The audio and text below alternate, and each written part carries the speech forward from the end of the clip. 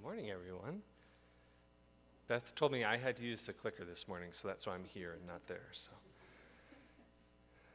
well, we're here as a part of our faith today. We're going to have sort of aspects of vision over the next month, and as we talk about getting on the same page as what we mean by the word vision, because sometimes you can say one word, but three people might have five different meanings. And so we're going to share. That's the goal of this month, is to sort of come into focus as to what we mean by that. So Beth and I are here to do a faith today. Okay, thank you. Yeah. Over the past year, the Beth-El Leadership Team, or BLT, has been talking about the possibility of leading our congregation through the visioning process. And I'm excited to share that during our last two meetings in October, the BLT affirmed and outlined a congregational process for discerning our church vision. Over the next 5 or so months, we are going to carve out a space to collectively reflect on who we've been, to listen for the Holy Spirit's presence in our life together now, and to determine how we hope to live out our congregational covenant together over the next 5 years. Now, whenever you start a journey, be it a journey of discernment like this one, or a journey to the Winfield Bluegrass Festival in Kansas, it's helpful to begin by looking at a map and getting a general idea of the path that you're going to take, how you're going to get from here to there. And so, in order to get a general sense of the roadmap of our congregational vision process, we wanted to answer 3 basic questions this morning. The first question is, what are we planning to do? It seems like a reasonable place to begin. Over the next 5 months, we are planning to facilitate a process for discerning a congregational vision statement that will help guide us for approximately the next 5 years. The basic purpose of our vision statement will be to describe how we hope to live out our congregational covenant in the years ahead. We thought it best to work with a 5-year time frame because we're on pace to pay off our mortgage a little over 5 years. And when we get to that point, we'll need an updated vision to carry us into that next season. So the need right now is for a vision to guide us up until that point. So the second question is why?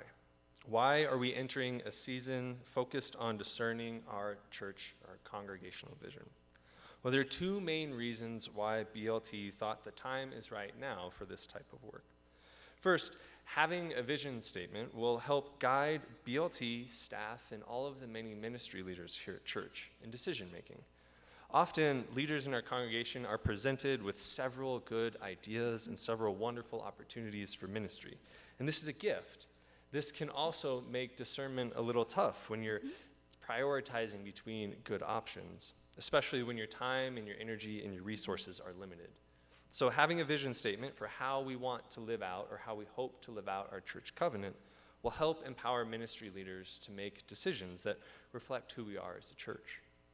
And the second reason is having a vision statement will help provide guests with a clear picture of our gifts as a congregation and of our priorities. And our third and last question is actually kind of 2 questions wrapped up together.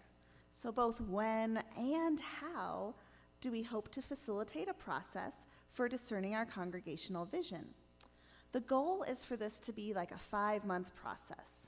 Over the course of the next 5 months, we'll travel through 3 different phases. The first phase will go from November 1st today, so we're in phase 1, through November 22nd. During this phase, we will focus on clarifying what we actually mean when we talk about vision. Namely, that our congregational vision will describe how we hope to live out our congregational covenant in the years ahead. During these 4 weeks, we'll focus on biblical stories about vision, and we'll have many opportunities to share our hopes for the vision process with each other. And if you're an astute from your old English classes, you might recognize that we've missed the who and the where in this situation. The who is everyone, and the where is something we have to continue figuring out. That's the sort of trick of COVID. So the second phase will go from Advent, which actually starts in November this year, through the end of December. And this second phase, or the second part, will be called Looking Back. During these 5 weeks, we'll look back at who we've been over the years, with the intention of seeing how God's been present in our life together. There's sure to be a number of opportunities to share stories and ask questions and reflections about our lively history, and it is quite lively. Check out the Tie That Binds or church emails to learn more about how this will work. So right now, if you go to our church homepage, we might show you all this next week. If you go to our church homepage, there's a picture or a button on the main page that says Discern Our Vision. If you click on it, it'll take you to a page that is a little empty right now, but over the next sort of weeks, as we share stories with one another, we want to fill that page with stories about who we've been, memories that you've had, things, hopes that you have for our church. And so we'll put them there, and that way, as you're sort of intermittently connected with church and you're wondering what's going on with the vision process, you can just go to that page and sort of have a StoryCorps approach to watch some videos and look at some graphics to get some updates on our church vision. And there's also some wonderful questions from PCRT to sort of get us started. Maybe you're in a small group and you're looking for something to talk about.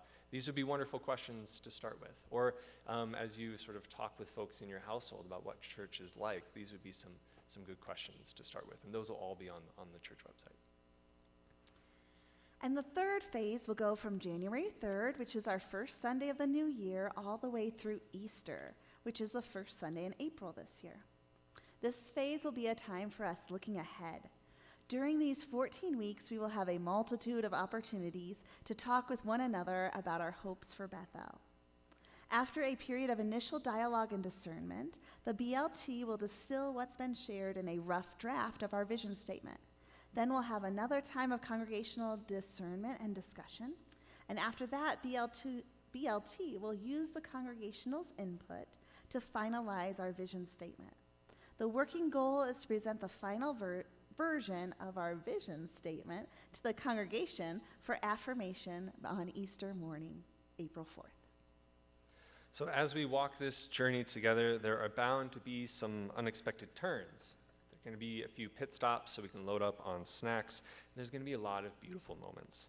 So I pray that you will be fully present and active in whatever way that works for you. For it's by sharing our hopes and our hesitations and our wonderings with one another over the next 5 months that we'll begin to see the path that Jesus is calling us to walk a little more clearly.